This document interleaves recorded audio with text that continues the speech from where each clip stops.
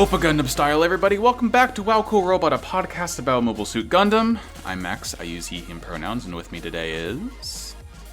I'm Phoenix. I use they, them pronouns. Show's over. Yep.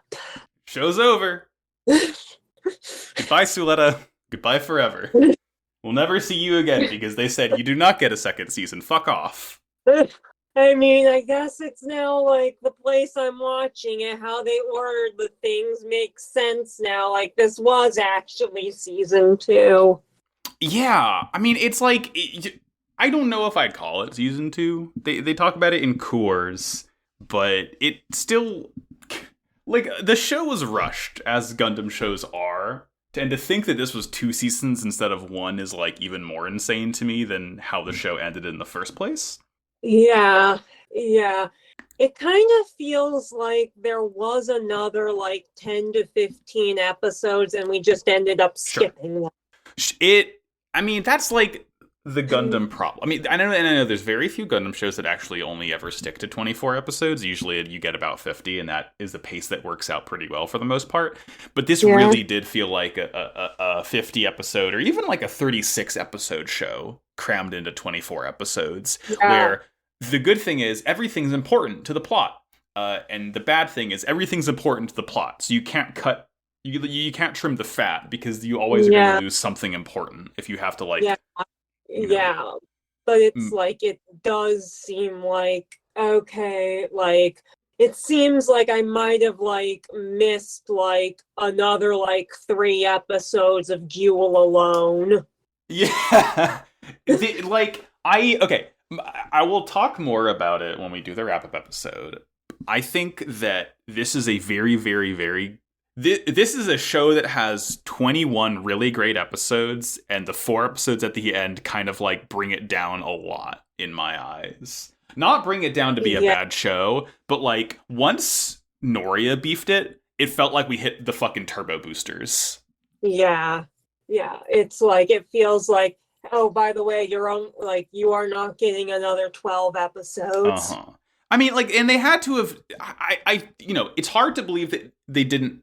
Okay, they obviously knew they planned 24 episodes to begin with, and God knows that Sunrise has, like, terrible production issues. I think the final episode had, like, something around 94 animators working on it, which is wild. So this is a thing held together by duct tape and wishes, and I can't imagine, like, how it would have been done differently if they were able to make it a more stable show and keep those 24 episodes. But, I mean, I will say, like, just off the dome as of now, gut reaction, this is like the show as a whole, taking into account how some of the parts of the ending don't sit well with me, I would say it's like a high B, low A show, poisonally.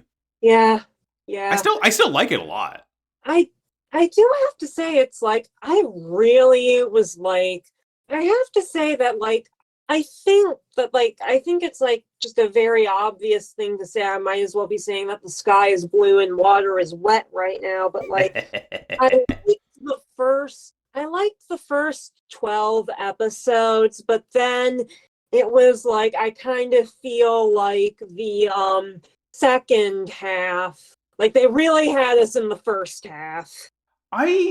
Yes. I think some of my favorite parts of the show were like the 8 episodes in the beginning of the second core.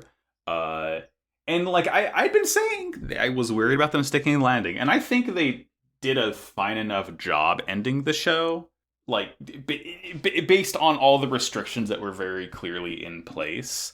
I think it could have been I guess to me, it feels like the show had a much bigger potential to fall flat on its face than to end really, really well. So I'm saying I'm fine with the ending we got, considering it could have been a lot worse overall. Yeah.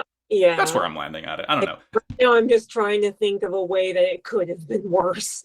Right. Well, we got about a week to think about that between now and the wrap up. In the meantime, how about we talk about how this damn show ends? Yeah. Mobile Suit Gundam, The Witch from Mercury, Episode 23. Endless Tendies. As Eri fights Soletta in an attempt to prevent her from reaching Quiet Zero, Lauda fights Ghoul in an attempt to take him out for being manipulated by Miorine. Choo-Choo successfully brings Miorine, Ilan, Belmeria, and Kananji onto Quiet Zero, and they make their way inside to access the system. Ghoul allows himself to be struck down by Lauda, hoping to at least spare his life, but Felsi is able to stop him from blowing up, saving the brothers. Miorine is able to access the Quiet Zero system using the tomato DNA code her mother left her, and succeeds in shutting down Quiet Zero. The Space Assembly League, however, decided to use a laser array at L1 to take out Quiet Zero along with the Bennett group itself, but Ares sacrifices herself to block the beam in an attempt to save her mother. Why is there another space laser? It's Gundam. Where'd you get? Ooh, that's one of the things that really doesn't sit Gundam. well with me. The last 2 episodes of the show are the writers remembering we're writing a Gundam show. What if we make as many references? What if we make the final episode of the show literally just the last episode of Unicorn? Maybe no one will notice. I don't necessarily take umbrage with references because I'm a fan of Gundam. It's all references all the way down. But if you even look at any other piece of Japanese pop culture, like I'd say like a good 70% of the time there's going to be Gundam references in it, and now sure. And now we have the Gundam curse, so we all know it's a Gundam reference now. Yeah, the way the writers feel the need to raise the stakes so high, so constantly, to the point where we're already fighting like Prospera's evil JRPG Space Fortress alongside, Eri, who's kicking Suletta's ass. And then the government's like, by the way, we also have the laser from 0079. Do you like it now? And it's a lot. At least we were sneaky about it this time by disguising it as a solar power plant. Right. And they say I don't even know who the guy is. I'm just going to call him the space assembly guy, the main dude in charge with the blonde hair and then the sideburns. At first he's like, oh, we'll just say it was an accidental test fire. And then when it doesn't kill him the first time, he just likes talking to everyone. He's like, all right, hey, we're going to shoot it again because we want you guys fucking gone. It's like, all right, dog, what was the pretense in the first place? Anyway, it's I think maybe I would have had the Space Assembly League being shady. If I had to write it, if I was going in and doing a script doctor, I would definitely put forward more the Space Assembly League being shady. Yeah. In first core. We know that they're shady in the first place because there's so many factions within themselves, like how Fang Jun and Guston broke off and are doing their own thing, investigating Prospera. But and we see how Pale has kind of wormed their way into their good graces by being the whistleblowers and all of this. But it's just we really don't see a whole lot of this business intrigue. One of the main things I wanted from this show was a lot of this sort of business political intrigue, and we really didn't get a lot of that. It bubbles up at the very end, but at that point it's the show's over, sorry. If I had to put on a script doctor hat, I would have put that the Space Assembly League is also shady and also kind of wants the Bennett group gone, but in a way so that in the power vacuum after the Bennett group is gone, they can just take everything over for themselves. Right. And again, that is what they're doing here. The problem is, the one little gigantic problem here is that they're not doing that by any sort of espionage or slowly whittling away at the Bennett group's power. No, they're just going to melt him with a laser. Have a little bit of subtlety. I will say, okay, my preface for this whole thing is I'm going to talk a lot more about the things I didn't like than the things I did like. But again, the show is a low A, high B for me. I enjoyed it overall. But look, a podcaster's greatest gift is bad media. So I'm going to talk about the things I didn't like way more often than what I did like. It's good for engagement. Exactly. Hey, Lauda and Guel are fighting a lot. Lauda did Lauda need to be here? I think in my notes for like these 2 episodes that we're covering, I wrote like Lauda, why are you here a dozen times? I get, and again, it's the pacing issue of Lauda had to speedrun getting so mad that he wants to kill his brother because he learned that Guel killed his dad and Guel's being controlled by Mirene, so he has to die. And you get it, he's controlled by the Gundam. First of all, gotta say, Schwarzette, fucking sick looking. I love it. But like, I mean, he is like, but like the thing is, like, Lauda is like going on.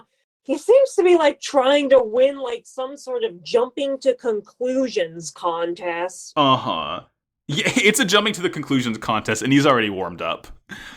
Yeah, It feels like they really wanted to have a sort of secondary physical conflict going on while Suletta is taking care of Eri and Quiet Zero. And I guess really the only unresolved plot thread that could result in a battle like this would be Guel and Lauda. But it just feels like, I don't know. I think you could have done it a little bit better. Maybe I'm not trying to script doctor. Things will come up, but like, maybe Guel and Lauda both come and try and help Suletta, and like Lauda's trying to help Guel while still pushing down all these emotions and all this kind of like boiling hatred, and like he sees Guel about to die and doesn't step in to save him, in that moment, like a heated moment. I don't know how you fix it, but it just feels really weird that Lauda is kind of popped up here. And again, he's piloting a Gundam and he's fine. It's never an issue of like Lauda's gonna die because he's piloting a Gundam, which is like the only character this has happened to. Going gun. He's not like gun. It's not Gunding time for him. Yeah. He's like. I will say, again, to talk about Wow Cool Robot, the fact that the Schwarzsette's main weapon is like a permet sword and the bits are the sheath of the sword and they fly out Xenoblade 3 style, I stood up and pumped my fist because that's some of the coolest shit I've ever seen. I thought it was going to be a gun blade. What's a Gundblade? They're fighting. Like basically like going to like the whole thing back from like when we watched the prologue, like I was getting like even though this is like major like has only seen Boss Baby vibes, it was like has only seen Final Fantasy VIII vibes. It's like, okay, so we have like an elite force of like witch and witch/sorceress, and it's going to be a school. Oh my god, they're going to be training to basically be Gundam Seed. Yep, pretty much. Which one of you is the Squall and which one of you is the Safer? I don't know. I don't know. But they were going to be Gundam Seed, but they couldn't. I guess they couldn't be Gundam Seed because that would be really confusing for the trademark guy. Right. Another thing that is worth bringing up, I didn't know what the fuck the NTPS system was, the Myers-Briggs orb that like Mirene and Bell and everyone was put into. It's just like a cockpit. Like they're just carrying it around. It's like a giant, like I called it the big cone thing. Yeah, I guess it's just a way to transport a lot of people in something that a mobile suit can carry, so they don't have to sit inside a mobile suit cockpit. But yeah, it's like Bell and Kananji and Elon and Mirene are hanging in there as like Choo Choo brings it over to Quiet Zero. It's literally just a container. Yeah, it's just like they might as well be in like that. They might as well just all be in like a big cardboard box. Mm-hmm. Let's see. We get a little bit of in a sort of last ditch effort to stop everyone from fighting. Delling is here. He's like in a ship flying towards Quiet Zero. He requests an emergency session to convene in an attempt to kind of like stop this whole thing, and everyone's like, just like, no. Like, we're about to like why do you want to do like space politics? We're like firing our laser right now. Delling, you gotta understand, the reason I became a councilman in the Space Assembly League was so I could get to press the big laser button, and you're about to rob me of that, so goodbye, sir. I'm logging off. I mean, like, this guy is just doing like the worst. He's just doing like, he is like basically like senator, like I guess it's like trying to do, it's like dude who is doing like a Senator Armstrong impression, but he is just like completely phoning it in. Yeah. Yeah. Let's see. Ooh, thunder. Very fun. Suletta's getting bodied by Aerie continually. Like, she's like huffing and puffing, flying in the Calabar, and it's real good. Space Oofy, no, please, like, No! stop this. Yeah, Aerie's like fucking her. At one point, like Suletta blows up one of the gun nodes, and the aerial rebuild shows up in the smoke and does the Char kick at Suletta, and I like it. That was badass. I like it. It's look, when everything is lasers, just a kicker, a punch lands so much better. It rules. Yeah.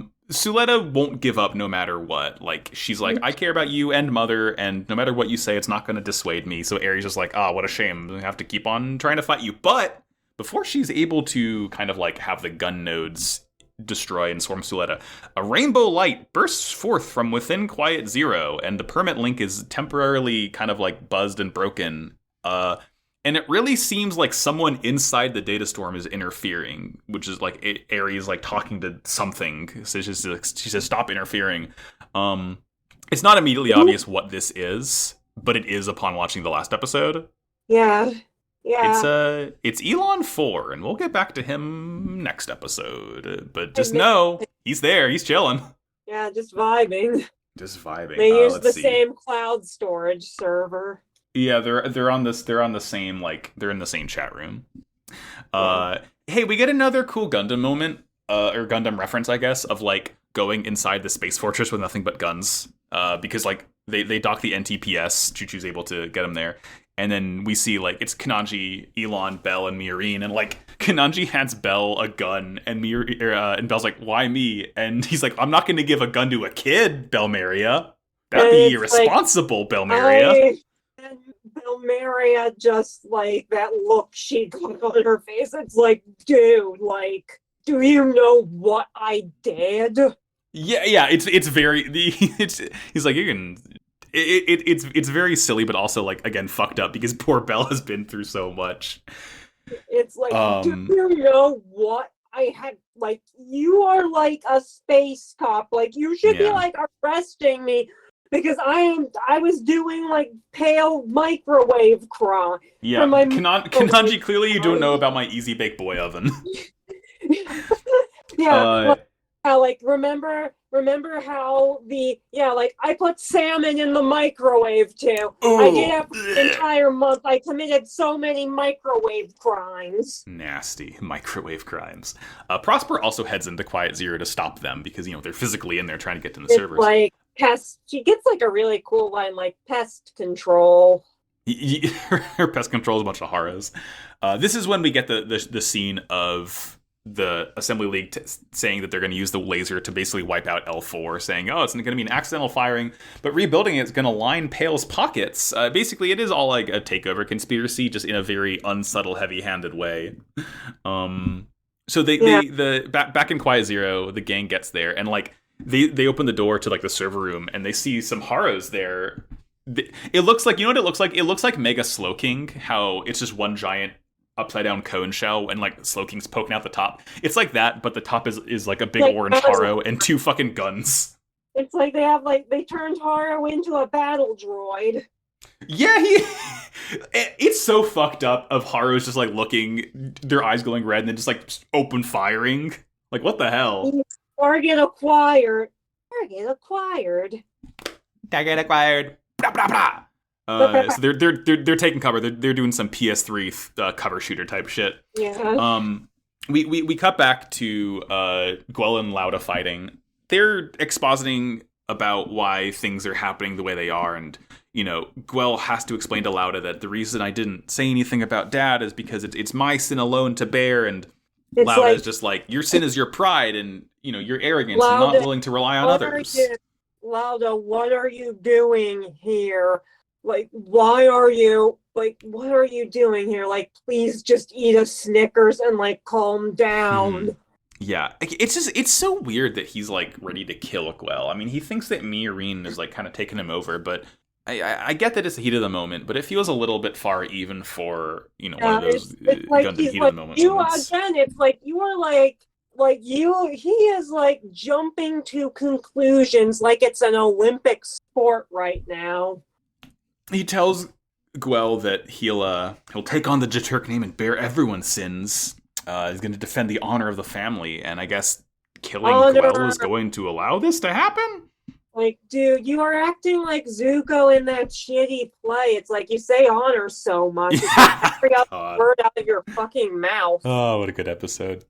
Guel kind of like lets himself get attacked by Lauda, and he flashes back to when he was first introduced to Lauda when they were both kids, and he just like, it seems like he's just kind of be disaffected and mean towards him, but he just gives him a hug and he's like, oh, fuck yeah, I have a little brother now. This rules. Also, the pink streak in my hair is artificial.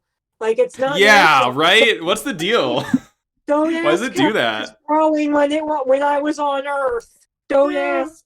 It's funny, but he's like kind of holding him in the mobile suit too, and he's just like, you're right. If no one's gonna forgive me, I'll never run away again. And he just kind of like starts floating away as his suit's spurting oil, and he like breaks a little permit crystal in the forehead of the Schwarzette, saying, well, take care of yourself, little buddy. Don't pilot a Gundam again.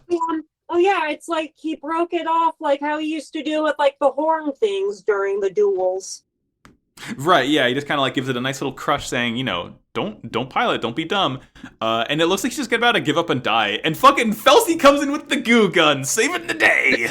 It looks like cum. Yeah, she fucking blasts him with it. Go gadget, gadget, anti-death flag cum gun. That is exactly what it is. It's like this. I mean, we've been seeing it in all of Gundam. You see it at the very beginning of Zeta, it has like cum is stored in the finger.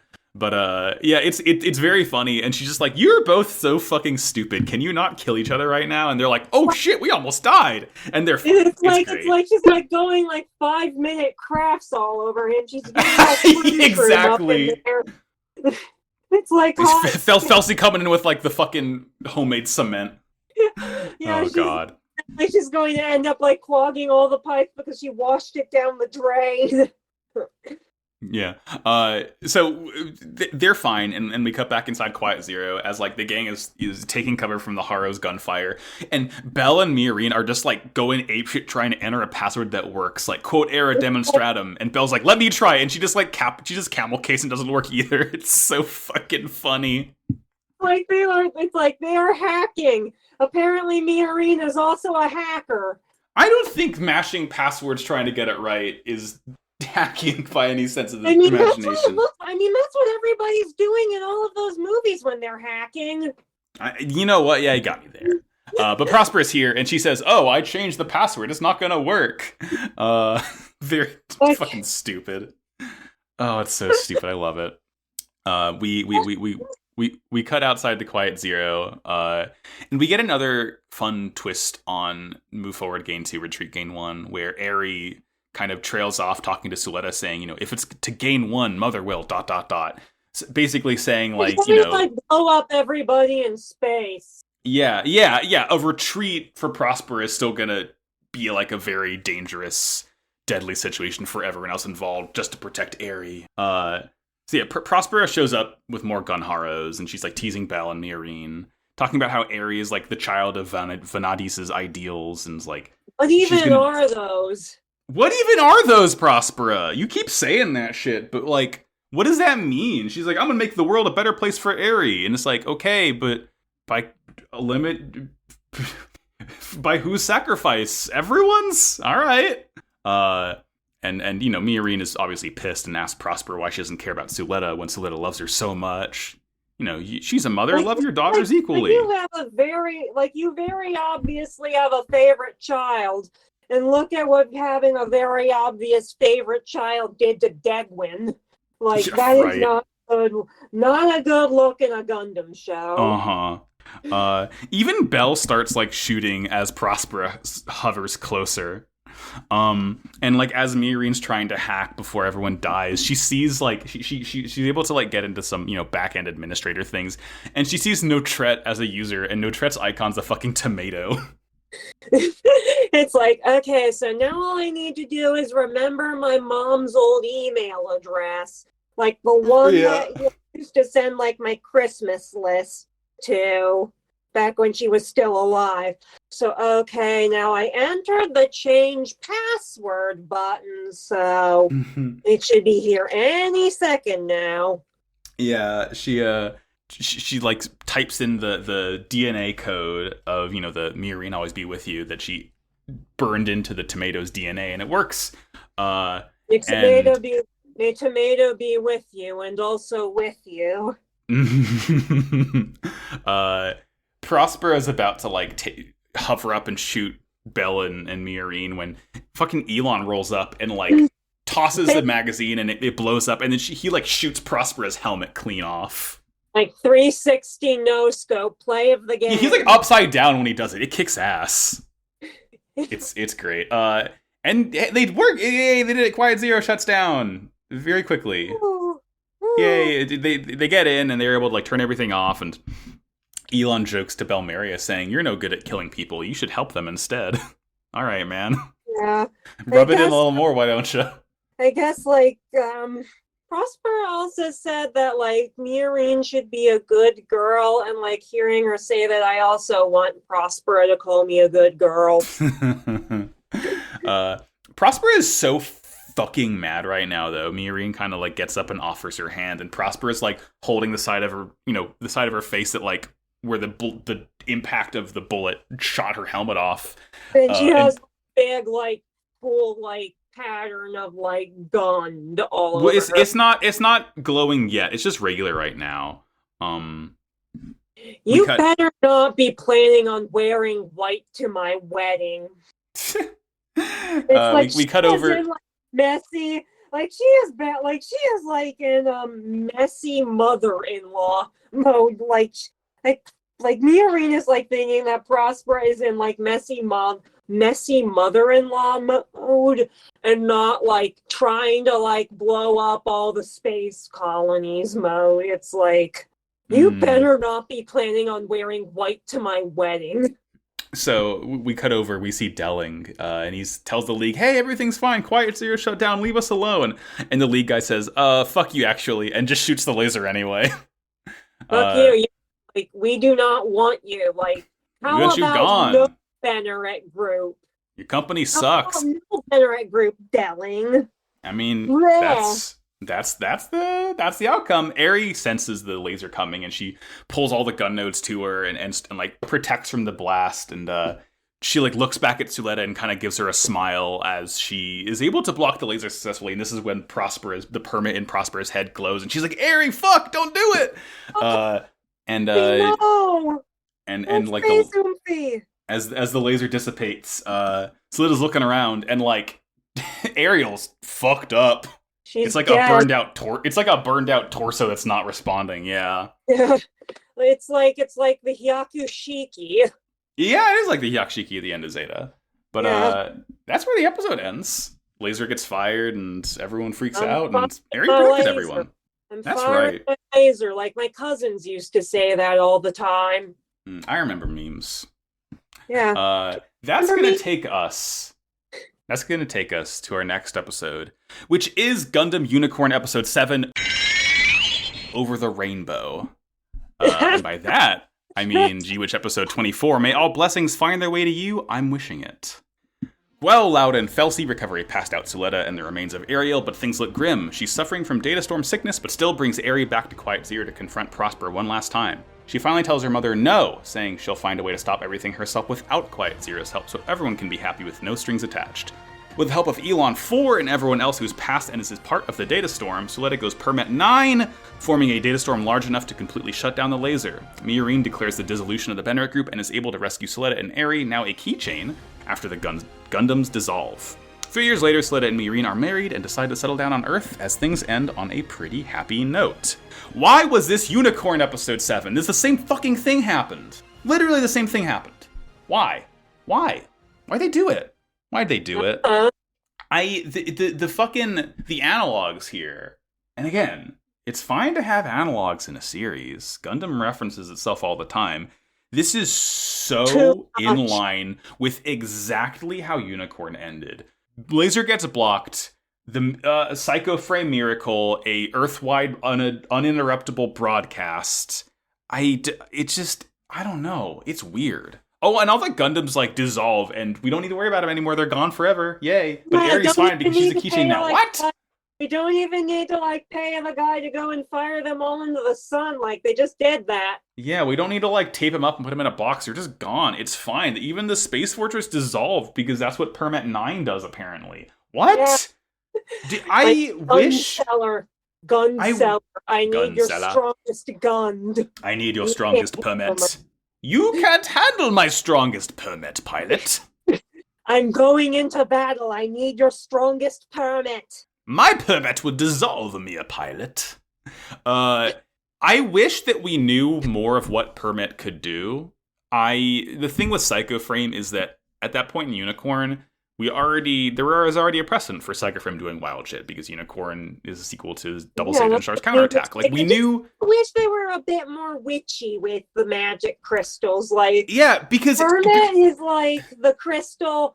Like everything is like attract money, attract love, attract like luck. And permit is like the bad vibes crystal. Like if it does everything. It's weird. It's fucking literally everything in the world. It can fly, it can dance, it's permit. Ariel! I don't know. Whatever. Okay, so the beam fires. Same thing as last. Eri gets melted. Suletta tries to talk to Eri, but like seizes up in the cockpit as the data storm sickness finally starts affecting her. So Guel, Lauda, and Felsi are like, roll up and rescue her. And Suletta's like, they get her out and they get her into like one of their ships. And Suletta's still like, her bones are still glowing. She's not doing great. It's like she's getting like that like weird like flash of like weird like flashes like what was happening to the other pilots like when we saw it in the prologue. Yes. And it's like, oh, but it's like crazy. It's like glitchier and like. And then I just realized, oh wait, this is just like a little bit of an update of like the graphic that would like show whenever like Lelouch would like Gios somebody. Yeah, like, oh god, yeah, Okochi strikes again. Woo. Now that I'm thinking about it, like fucking 3 people die from. Two people die from like actual data storm killing them. It's Prospera's husband in the prologue and Sophie at the school. Everyone else who's died like by being in a Gundam died because they got blown up. They never died just because the data storm killed them. So Kananji didn't even kill Nadim. No, he remember he like died. He died right before he was able to even get to Kananji. Yeah. So like, I guess like he was like, but you would think that like Prospera, since like she might have not even known what was going on because like it was a battle and a lot of stuff was going on. It's like he's standing right there, Prospera. Yeah, it's as weird that she like, aren't you supposed to be like obsessed with like revenge? You are a Char, aren't you, lady? Well, she's not obsessed with revenge. She chose the future over revenge, which is what Suletta said later on. But again, it's just some of it does kind of come off a little bit half-baked. What was your plan, Prospera? Make a data storm to cover the Earth so her daughter could live forever. And that's the only step. So Suletta kind of like wakes up and she's like, I thought she was going to try to kill Delling. Like, I thought you wanted revenge. It's so weird. Nothing happened with that. Yeah. Nothing happened there. Oh my god. So, okay. Suletta wakes up. She tries to go to Eri, still unresponsive in the aerial, and Ruji's like, we can take a little bit of a break. Suletta got cooked. She got cooked, but she's fine. She's like, well roasted now. Roji just says the laser can't fire immediately yet, so Ellie is like, cool, I'm gonna make us some tea. And we cut over to Miorine, who asks Prospera why her face bones glow. And Prospera just like glares at her mean. She's like, why the fuck do you got that in your head? She never answers. She never answers. And it's also like, we then like get again. It's like, and then it's like Elan is like, yeah, like let's get out of here. And but then it's like Elan is with Miorine and Prospera, and then Kananji, Choo Choo, and like all the other people end up getting led in there by like Prospera's mooks. And it's like Kananji is basically like, Miss President, it's me over. We are It's me over. It's me over. Like, we are so me over. Jowarida. It's so fucking funny, too, when Miorine sees Nika and Choo Choo and like, Nika, Choo Choo, are you right? And Martin's like, I'm here too, you know. They're also holding a gun to my head. Yeah, what am I, chopped liver? It's so funny. Like, we are bedone. It's Jover. It's Jover. Delling is like still trying to tell the League to call it off, stop shooting, and they at this point they're saying we're taking you out for the safety of all the fronts. The Benner Group's operations have been threatening peace and stability for years, so we're gonna get rid of all of you guys. But not in a way that would actually make anything better. We just want power for ourselves now. Mm-hmm. That's business. It's like it's like, I guess with like how like the Space Assembly League is kind of like trying to keep like all like the fronts from fighting each other, and like they just all do like proxy wars on Earth instead. So I guess it's like the Gundam fight, but with less swag. Yeah, it's the thing the Gundam fight tried to stop. Yeah, we see swag. Yeah, exactly. It's a problem. Nuno and Ogello are working on tuning up Calibarn to like work like Ariel did, and Suletta kind of like lets go of the Heat's keychain, and Lauda picks it up and tosses it back to her and says, I haven't forgiven you people for all the Gundam shit, but if my brother doesn't make it out of here alive, I'm gonna forgive you even less. So it's like, do good work, I guess. Like, Suletta is like trying to get off like that slab she's lying down, because like she's just like too hot damn. Like she literally got her ass cooked. And yeah, she's still. I don't know. She's not glowing anymore. She's about to, but like, I think she was glowing, and it's like, pilot the Eva, Shinji, or we'll make Rei. It's just. Rei is like, she is standing up off the gurney right now and currently limping towards her entry plug. So I don't really know what to do, Shinji. It's just so weird to me that there's no stakes with the data storm anymore. So I mean, Suletta and Lauda are equally. Suletta, who is resistant to the data storm, is equally fine in the Calibarn as Lauda is in the short set. A thing he's never even touched before. I don't know. It's just that's another thing I wish was expounded on even more. Yeah, anyway, like what is this? We go to Quiet Zero, and Godoy tells Miorine is like, "Hey, hand over Ariel." And Miorine says, "Dog, Suletta's gonna come to you. Like, she's gonna show up without being asked." And sure enough, she rolls up, and she's like, she's holding the Ariel. It's like the fucking Pieta almost.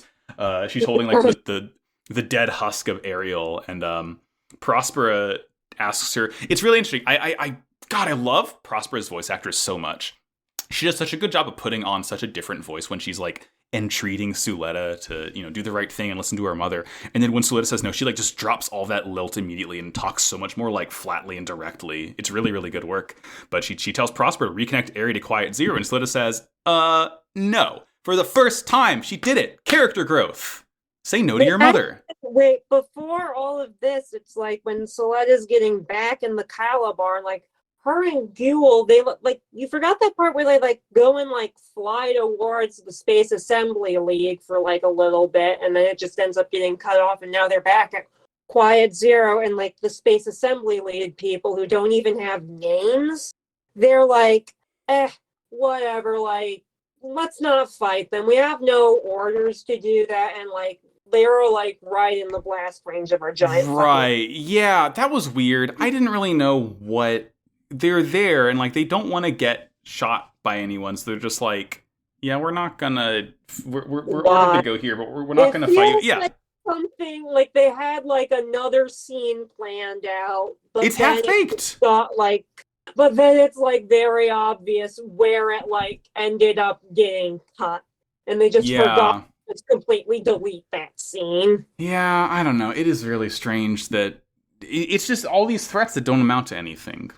Um, Yeah, oh, like Letta returns Eri to Prospera, and it's like, okay, like in order to get Space Oomphy back, you're going to have to put him on our fucked up big plug her back into the death machine now.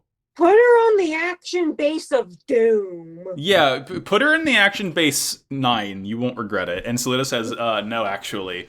Prospera shows Suletta her glowing...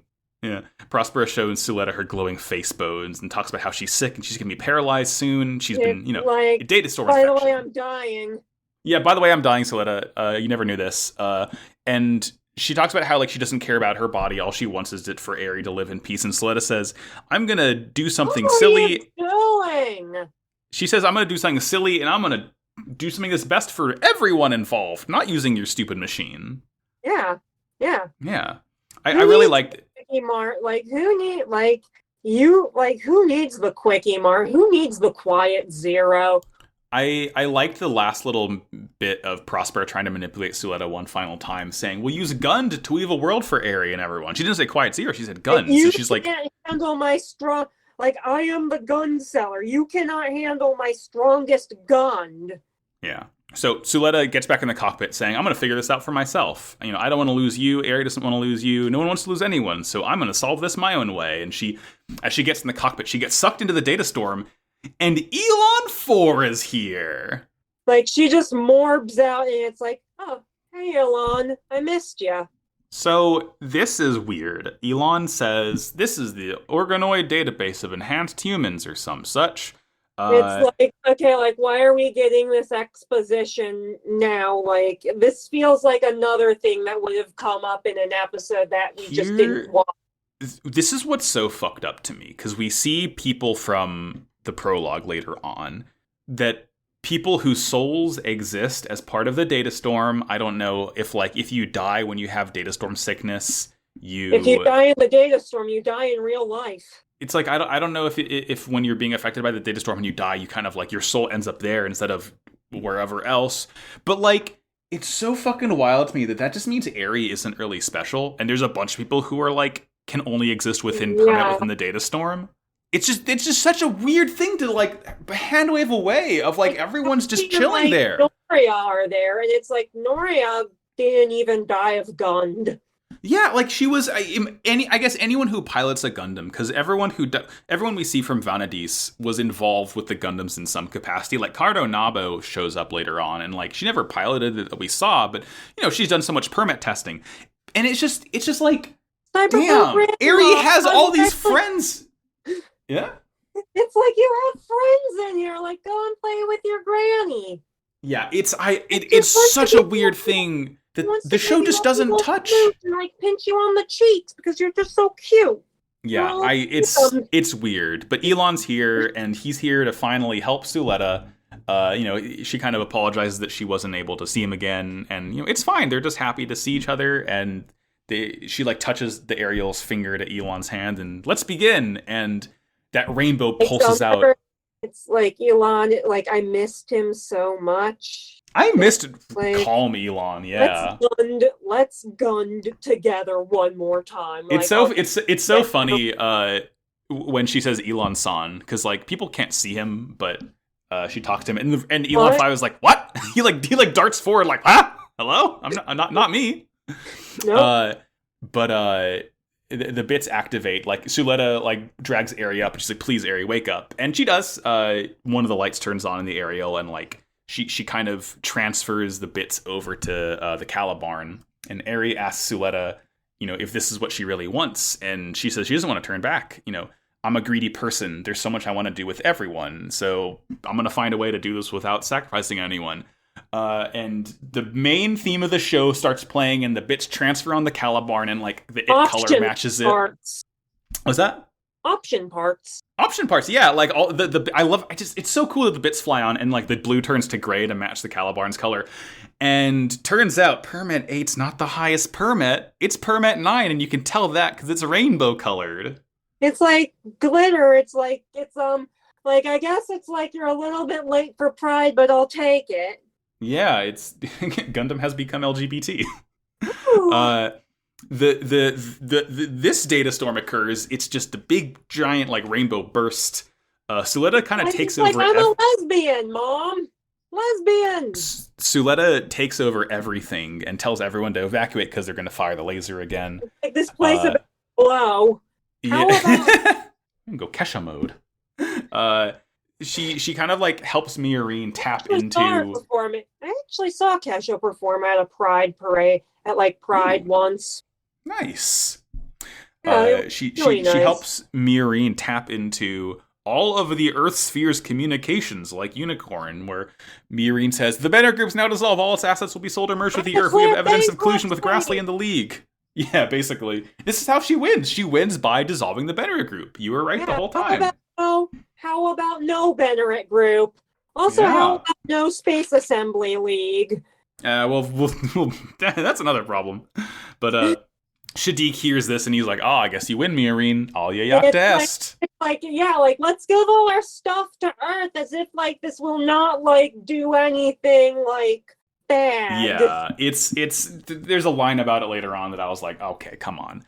The Pale CEOs get so obvious sequel hook, please be an obvious sequel hook. The Pale CEOs get so goddamn mad, and the real Elon quits Pale, saying "Fuck you guys, this sucks. I'm gonna work elsewhere." And all four of them, fuck this shit, I'm out. All four of them go jaw agape like, "Oh!" and he leaves, and the laser's about to fire. Sucks, hit the bricks. Yeah. The laser's like still gonna fire, and Suletta uses the permit to activate the Ferract and the Schwarzset, as well as the aerial, and they like start shooting off rainbow light, and they like spin together, and it does some psycho frame resonation bullshit, and it creates a data storm that covers the Earth sphere. Psycho frame for lesbians. Yeah. It covers the whole Earth sphere, and it just shuts the laser off. Nothing even fires. And this is when we start seeing, like, we see everyone looking around, and they kind of see, like, all the people they've lost dead in the data storm. Like, I think, who looks outside the window and just, like, sees Sophie and Noria's fucking PNGs floating around out there? It's so weird. They're not even, like, moving. It's like they're literally... They're literally PNGs. They're not animated. Yeah, it's like they're just floating. They're just, like, jiggling around like they're inside one of those shaker charms. Yeah.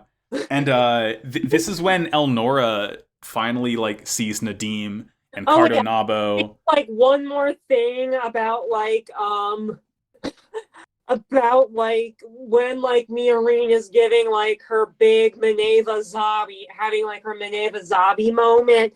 It's like we see that Olcott and Seto are okay. Yeah. Yeah, like they're that's right. Yeah. And it's like Seto even has like an iPad. I guess he made Kananji buy it for him. Is like, hey, like in order to like pay, like you like roughed me up, but like I won't like say that this to anybody, and I won't like snitch and say that. Oh, by the way, like Dominicus also knows about. I won't snitch on you about Dominic. I won't snitch about Dominicus if you like buy me an iPad and buy me like a bazillion e-bucks for Fortnite. Seto get iPad. Yeah, they're chilling, but you know, Elnora sees Nadim in the data storm, and Cardonabo, and like the other the dead couple from Vanadis, and Suletta even like helps her see Eri, and Eri says, "Don't give up, like move forward for my sake. I want to stay here with everyone else." And like Suletta tells Prosper she's proud of her for choosing the future over revenge, which is a really weird way to put what she did, but whatever, I guess, whatever to placate her in this moment. Like Nadim got like a really weird line that kind of conflicts with what everybody else is saying. A lot of this shit conflicts with a lot of things. In like this Evangelion congratulations moment. It's like it kind of sounds like he's saying that, hey, my wife that I married and I love, kill yourself. Like, yeah, like they're all like saying that. He's happy to see her, and everyone else is like, it's too soon for you to come here, right? But like Nadim is just like, nope, like krill yourself not in Minecraft, like Kill yourself so you can come into Minecraft. Well, everyone else kind of says, it's too early for you and the girls to show up here, so keep living. And we see the kind of side effect of Permet 9 here is that the Gundams and Quiet Zero all start to just dissolve and break down at the molecular level. Okay. Whatever, man. Somehow they managed to make the Axis shock more gay. Yeah, because it's all rain. It's not just green. It's rainbow color. Yeah. When we're all when we finally get to the soup together, I am going to flex this on Char and Amuro so much. Yeah. When we all die. Suletta reaches out to Eri as she disappears, desperately, and then we kind of cut after everything's gone. It's just black for a little while, and we see Suletta floating silently in space, not moving or anything, and we see her little Heats keychain. Its eyes keep lighting up and blinking. I didn't know it could do that. I thought it was just a keychain. You know what, Phoenix? I thought it was a fucking keychain too, but it's a baby receptacle. She's in there now. She's in. But we get a really cool scene that's mirroring the very beginning of the show, where Choo Choo brings up Miorine, who instead of Suletta rescuing Miorine from space, Miorine rescues Suletta from space, and it's completely silent for a solid minute. Banging on the helmet, trying to wake her up, and eventually Suletta's the helmet kiss. Yeah, they bonk heads together. That's a Gundam kiss. That's how they do it. Yeah, and this is when the ending song starts, as we get a sign that says 3 years later. Head, they did voice. A head bonk. That's how cats say bonk. I love you. Yeah.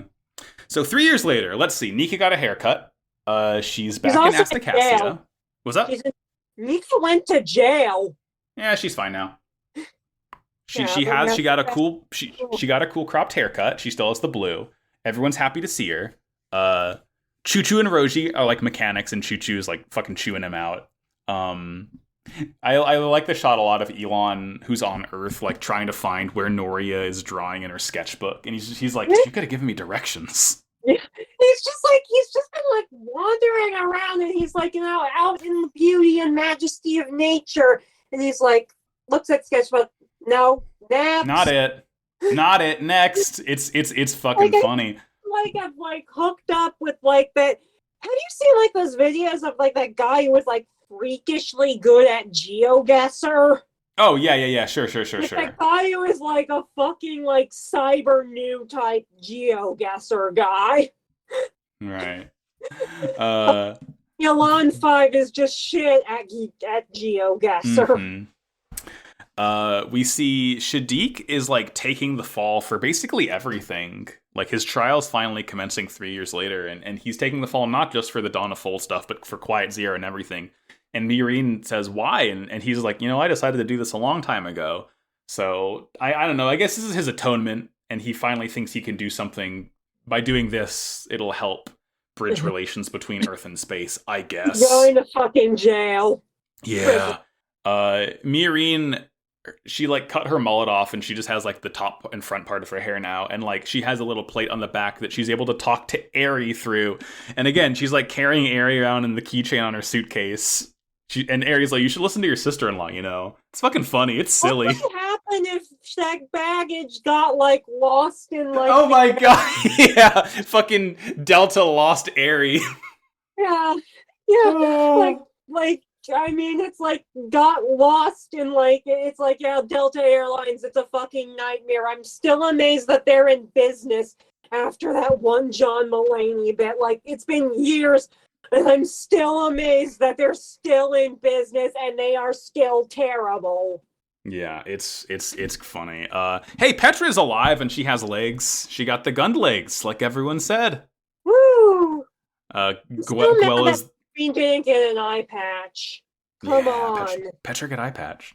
Gwell is leading the Jaturk, and he's doing business with Elon now, and fucking Cecilia is one of his financial advisors, I think, and everyone's kind of ducking on him. It's Gule knew, I saw somebody talking about it, and it's Gule knew all of the Elons, and he probably had no idea that they were even copies. He never knew. He never knew they were a different guy. He never. Yes. He had to have never He known. just thought that this guy is like, what is this guy's deal? Is he like trying to like mess with us? Like, it's like, what is your problem, man? It's like so you get funny. a new personality every like, you get a new personality like every 5 months. What is up with you? It's great. Let's see. We see Earth. We see the Grassy Girls are all there, and they meet with Miorine, and like they're going to meet with protesters face to face. They're meeting face to face with protesters, and they're kind of wondering like, did we do the right thing in selling off all of the assets to Earth? Because They're still protesting. They're still protesting. The Space Assembly League is still there. There's other companies trying to fill the power vacuum. Maybe all this will start right back up again. We're not even gonna address it. Hey, what? We do have like we there's do a get the lady most holding like she's holding the Gundam took my child's life sign again. right. Yeah, we did. Why do we see that sign a second time? It's fucking funny. I will say we do get the funniest shot of the entire series in this segment because we see what the fucking pale CEOs look like as normal people. Oh my god. Their lips are just that color. I love these women so much. They have they have the most fucked up mahjong nights together. Oh my god. The shit that happens with these ladies. The evil golden girls. They're the fucking they're the evil golden girls. You know what? They're the fool's golden girls. Thank you for being an enemy. Thank you. Yeah, I love them. These girls rock. Oh, it's so great. Thank you for being an enemy. Travel down the road and there again. Travel down the road and don't come back. So Miorine heads to a fucking big wheat field where Suletta and some of the Earth Orphans and Prospera are. And we get some shots of like their engagement rings shining in the sunset. No, you will not see them kiss. Yes, they're married. Don't ask us anymore. Like those, like they don't have on wedding bands. It's just fucking. Like they're still engaged. Like they're still engaged. Yeah, it's gotta be one of those things where like the writers a good amount of the writers probably want that to be canon, but like they can't show it for fucking investor, advertiser, whatever reasons. Japan is a different I'm not going to claim to know why they're not showing it, but everyone knows that Miorine and Suletta are married. Obviously. Yeah. Fucking obviously. So I like that Suletta kind of has like some scars on her face from the data storm. Yeah. Prospera's like half of her head is like turned white, like her hair. She's just like kind of like sleepy in a wheelchair. Grandma. Hey, I mean, like if Sarius is still kicking around, I guess they can go and Sarius is 700 years old. How is he still fucking alive? I don't know, but they can now go watch Prune Juice and drink bingo together. They're gonna watch Evil Golden Girls together because it's true to their lives. Yeah. Suletta talks about she wants to make a school on Earth, and Prospera likes it here, and Eri can talk through the fucking keychain. It's so weird, and she says that Suletta, only you could have transferred me to that keychain. You made all this possible. Miorine's like, I don't even know how you exist, and Eri's like, I don't either. Be nice to each other. Keychain, like I'm a baby, and I'm also a keychain. I'm Keychain Eri, funniest shit you've ever seen. Wubba. And then Suletta says, I'm hungry, and Miorine says, me too, and I guess everyone goes to meet up, and the show ends. And like Suletta has like crutches. Yeah, because she's like recovering use of her body after like the data storm fucked her up so bad. Yeah. She's like the only character, aside from Prospera, I guess, Suletta's the only character who actually suffers, besides the people who died. Yeah, she's the only character she's the only character who survived piloting Gundam who actually had like a drawback for doing it. Yeah. Like Lauda's fine. Fucking whoever else piloted. I don't know. I guess it really is just Lauda and Suletta at this point. Yeah. Yeah. The Elon's probably fine. Yeah. I mean the fake Elon, not the real Elon. The real Elon can't pilot for shit, but Elon 5. He's like he's still just currently playing the world's biggest game. He's just currently trying to play GeoGuessr Go. Yeah, he's Noria's notes mention that I can catch Tauros in this area. Oh boy. But that's the episodes. That's Mobile Suit Gundam: The Witcher Mercury. What if that drawing that Noria did isn't even a real place? It's just like something like based off of a bunch of other stuff she saw. Oh, and that'd she's be like funny. just so good that she could just like come up with her own landscape. That's funny. Well, never going to find it. that is episodes. Pretty good. Très I bien. liked it. Très bien. And Phoenix, I've heard that you got a fun little segment for us today. Okay, just let me open my notes. It's been a while since we've done one of these. It's been a while. This is kind of beyond Toon World adjacent. Like it's beside Toon World. Yeah, this is beside Toon World because like this Saturday was my mom's birthday. We were all at a restaurant and somehow it's like, oh, by the way, July 1st, Princess Diana was also born on this day, like 2 years before you were born. So, like, it just ended up getting me to think about, like, famous birthdays and, like, people who, like, you share a birthday with. Mine is kind of a dud, but maybe it's because I only looked on famousbirthdays.com.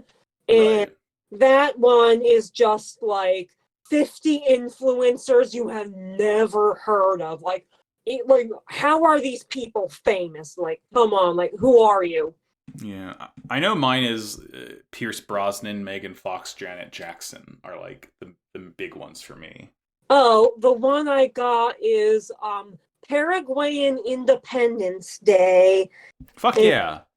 Paraguayan Independence Day, the feast of the patron saint of mental illness. Tremendous. Every podcaster's patron saint. And the guy who wrote the Wizard of Oz books. Okay, interesting. So, like, without him, I guess we're never going to get all those dudes with the freaky eyebrows. So, like, oh, bummer. I'm thankful for you. And, yeah, that's it. So, I actually went down a rabbit hole of just like going through Wikipedia because it's like of going through like the Wikipedia pages for this because like you can get more like historical figures and it can be like extremely funny who gets the historical figures and it's extremely funny who gets the historical figures. So I went using Wikipedia for this. So I am doing beside Toon World for just basically the whole cast. I am just going to read these off and just react however you see fit. Okay. Ichinose Kana, Suletta Mercury, December 20th, 1868. Harvey Samuel Firestone. The guy that those tires are named after. Yeah, the fucking tire guy. Okay, all right. Suletta got wheels. I'm into it. 1901. Robert J. Van de Graaff, inventor of the Van de Graaff generator. Oh, okay, all right. So Suletta's building some kind of machine, a transportation machine. 1946. Dick Wolf, producer. Fuck yeah, the Law and Order guy? TV shows like Law and Order. Fuck yes. God, that's good. Oh, Dick Wolf. Tremendous. 1974. DA, member of the visual K band Dir and Gray. And finally, for Miss Ichinose, 1983. Jonah Hill. 21. Fuck yes. So let us smoke weed. Very good. Very good. Okay. That is all I was able to find for Miss Ichinose Kana. Now moving on to Lynn, voice actress of Miorine Rembrandt, June 1st, 1901. Hap Day, hockey player who has a Gundam name. Little bit. 1926. Andy Griffith, actor. Okay, all right. 1926, Marilyn Monroe, actress. Yeah, all right. Let's go. 1937, Morgan Freeman, actor. Fuck. Fuck yes. Nin- Lynn? 1973, Heidi Klum, model, I remember when she Project did the Runway worm. judge and host. 1974, Alanis Morissette, musician. Good. 1981, Amy Schumer, actress, alleged comedian. Yeah, I was gonna say. And finally, for Miss Lynn, 1996, Tom Holland, actor. Damn. Spider-Man. Fuck. All right. That's a big one. Azakami Yuhei, Jewel Jaturk, August 7th. 317, Constantine II, Emperor of Rome.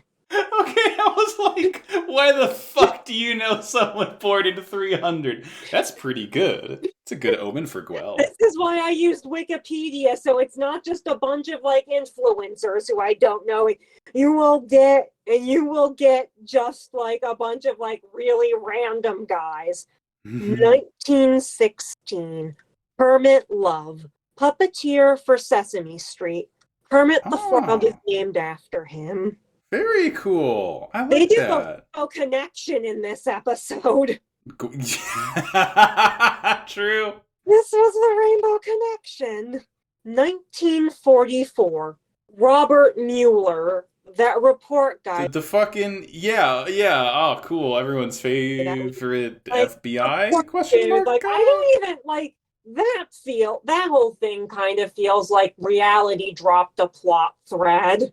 Like God was just trying to do like his best impression of G Witch writing. That was a dropped plot thread. Yeah. 1955, Wayne Knight, Newman. Oh shit. Very cool. 1975, Charlize Theron, actress. And now if you actually go back to 1971, we have one more, and this one is going to knock your socks off. All right. Yoji Ueda, August 7th, 1971. Yoji Ueda, voice of Kenanji Avery. That they're buddies. They're buddies. Twins. Next, Makoto Furukawa, Shadiq Zanelli, September 29th. 106 BC, Pompey, ancient Roman general, dude that Pompeii is named after. Right. Sure. 1574, Miguel de Cervantes, author of Don Quixote. Okay.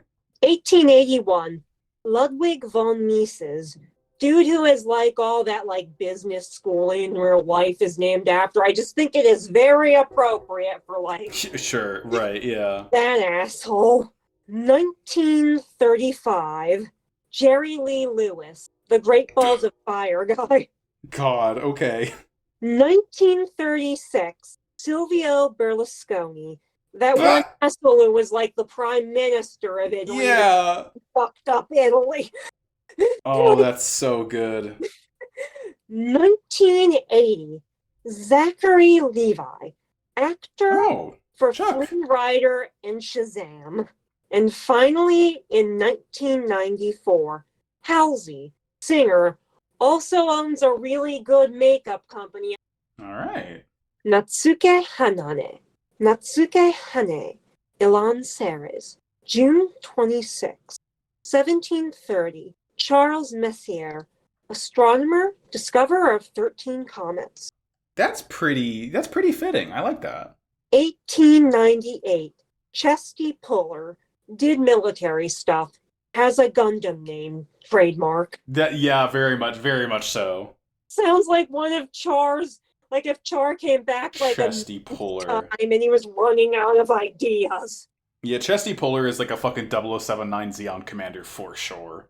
1904, Peter Lorre, science film actor, I actually really like him because I like a lot of like really old horror movies because like Yeah, Peter Lorre's I like great. him like a goth at like I don't really like I've kind of hung up the blacks. 1908, Salvador Salvador Allende, president of Chile. I think he showed up It's in fucking Evita. Allende. Holy shit. Okay. All right. 1970, Paul Thomas Anderson, director. Wife guy.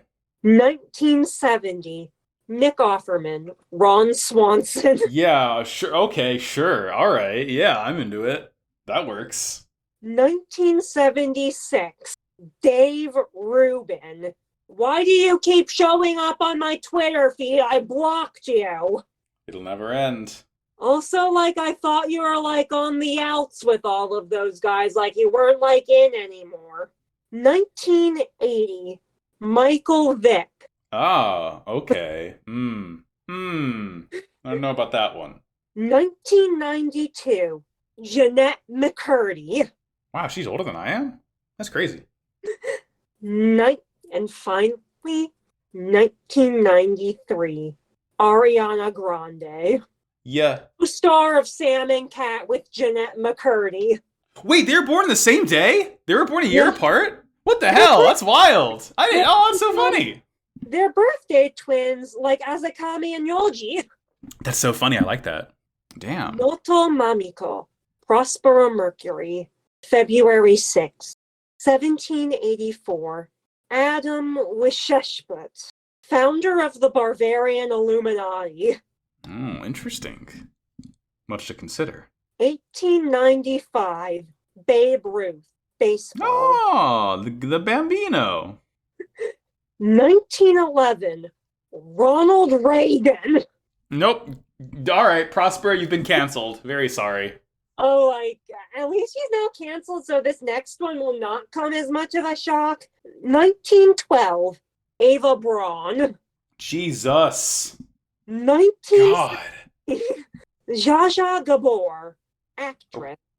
Has a Okay. Gundam name, as in there's like literally a Gundam named the Zsa. Okay. Yeah.